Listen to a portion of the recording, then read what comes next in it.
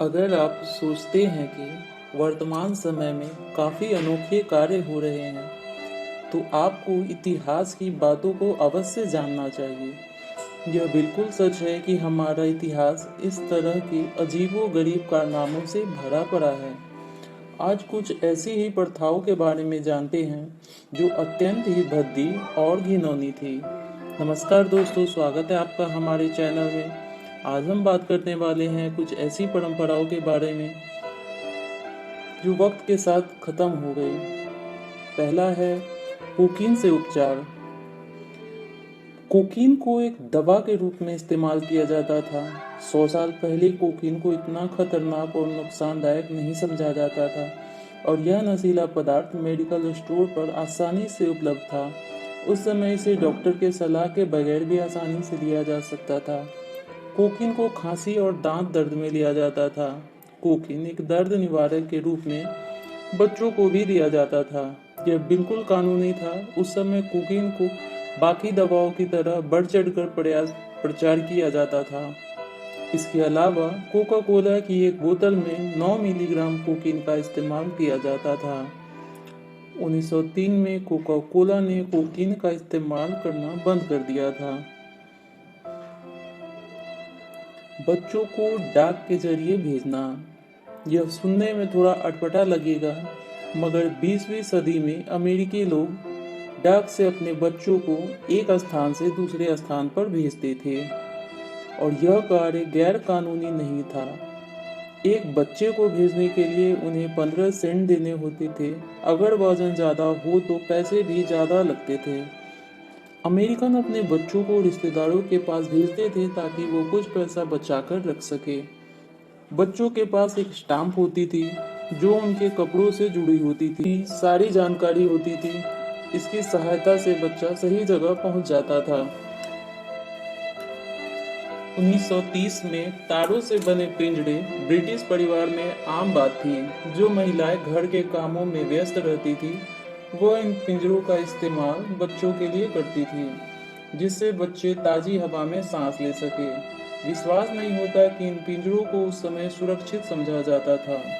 इन पिंजरों को इसलिए बनाया गया था जिससे इन बच्चों को ताजी हवा मिल सके और उनकी हेल्थ ठीक रहे।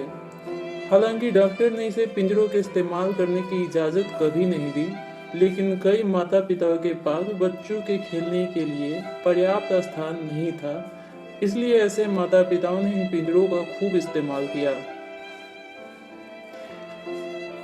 प्राचीन समय में डॉक्टर्स के पास इन्फेक्शन या संक्रमण का कोई निश्चित इलाज नहीं होता था। उस समय डॉक्टर इलाज के लिए अजीब तरीकों का इस्तेमाल करते थे।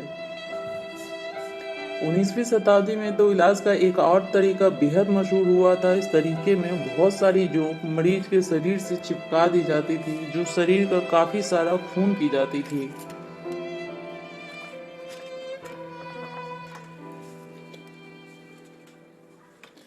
पुराने समय में फंगस वाली ब्रेड और छिपकली के शरीर को अच्छा एंटीबैक्टीरिया माना जाता था। इन चीजों का इस्तेमाल कई बीमारियों के इलाज में किया जाता था। दिमाग के इलाज में पुराने समय में दिमागी इलाज के लिए लोबोटोमाइस क्रिया का इस्तेमाल किया जाता था। इस इलाज में इंसान के दिमाग में सुई डाली जाती थी। इससे कई लोग अपना मानसिक संतुलन खो बैठते थे।